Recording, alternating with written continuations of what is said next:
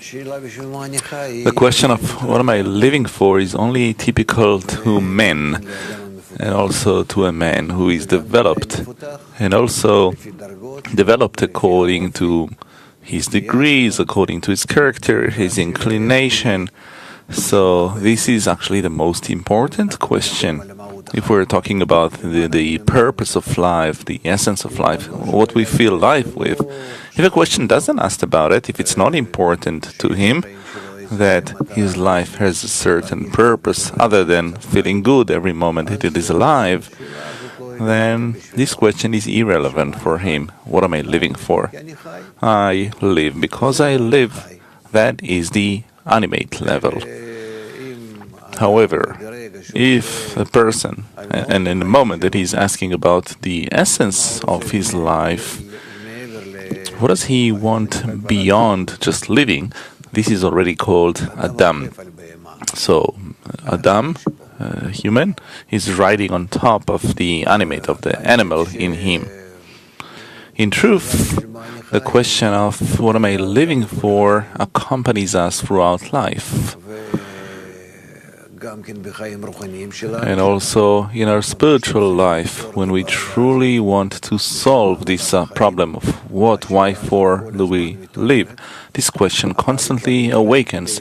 But it awakens already so that with greater precision, with greater height, we can attain an answer. So it's not just a question of what am I living for, rather it is the foundation so that each time we achieve the answer with greater depth. And certainly, from the wisdom of Kabbalah, we can't just get an answer for this question of what am I living for, because we exist in the will to receive, and we only exist in it. Being this is our nature, we only serve it. So the question of what am I living for is in order to feel good within that will to receive, within that nature that I exist in, and not above it. So long as I feel this nature, the will to enjoy, the desire to live, to give it fulfillment, that is my life. So I serve the animate level, and I'm not above the animate, I'm below the animate. And only on the condition that I give this animate as much as it needs, as you give an ox or a donkey or a horse, whatever they need in order for them to serve us, humans. On that condition, if I use my body and everything that I have in life for the purpose of the human above this animal, then it is considered that I am scrutinizing this question of what am I living for. I now means not the ox or the donkey, but a human in me.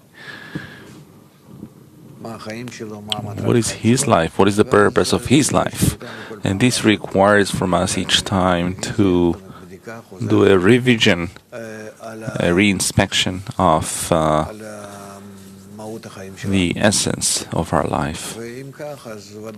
And if so, then certainly life is not in the will to receive, the desire to enjoy, because that lives and then it dies, rather above it. And then we have to start researching the essence of life above it. And above the will to receive, there is only the force that developed the will to receive, that gave birth to the will to receive, which is the Creator. So, this entire question of what am I living for, I can't find it within me, within the animate in me, but only to the extent that I study and discover the force that gave birth to me, that created me, that developed me up to this question.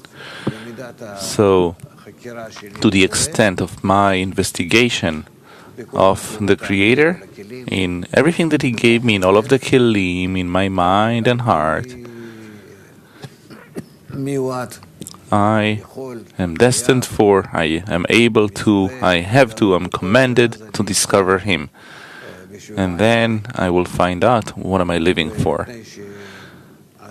And because the attainment of the Creator, according to the wisdom of Kabbalah, takes all 125 degrees, then actually each time that I discover the Creator more and more, it is considered that I attain what am I living for. Until I finish all of my corrections, that is the entire attainment of the Creator, and then I truly discover the full answer of what am I living for.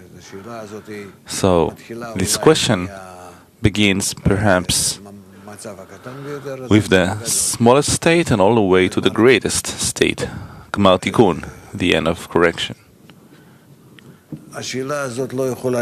This question cannot be without a feeling of a deficiency, of suffering, of sorrow. This is actually the internality of this question, because the question is actually about the feeling of a deficiency. The wisdom of Kabbalah explains this as asking about the rains to the extent that I suffer from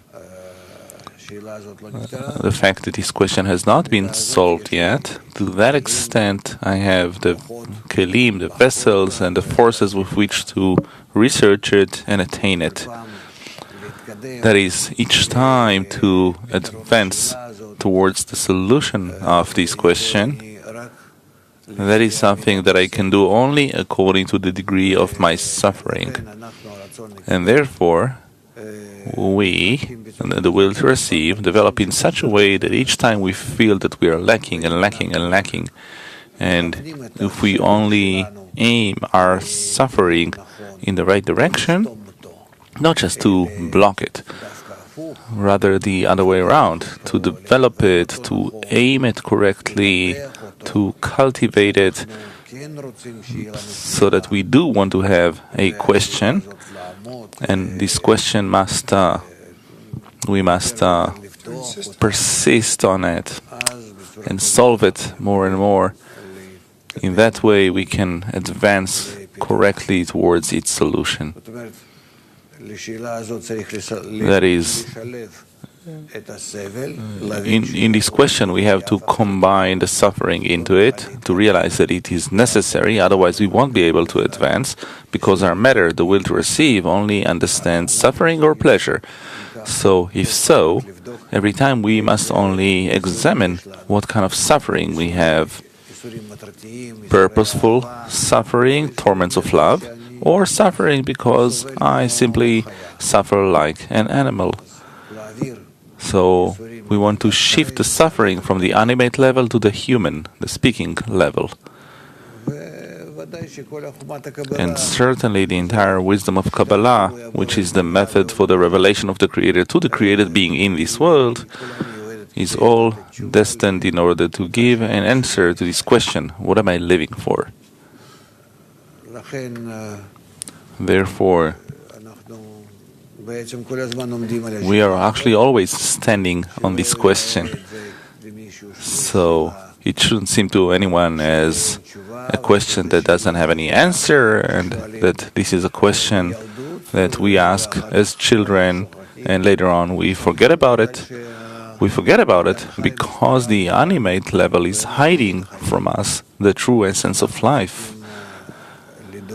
And we have to be concerned about finding, first of all, the question itself, how it should be asked by us, and later on the answer. Up to the highest questions that a person, through his study, his research in the wisdom of Kabbalah, using the correction of his kli, he then starts understanding that this question cannot be asked simply in this world, and it cannot be that we can simply fulfill ourselves just by acquiring and acquiring and acquiring, and this is how you die at the end also. Rather, it can only be with a different kli, with a kli of bestowal. How come? Because specifically the vessel of bestowal stays with you. You go out to the eternal, complete dimension, which is not limited by your will to receive. And if you understand that it is yours, then this question of how to enjoy becomes, who am I delighting?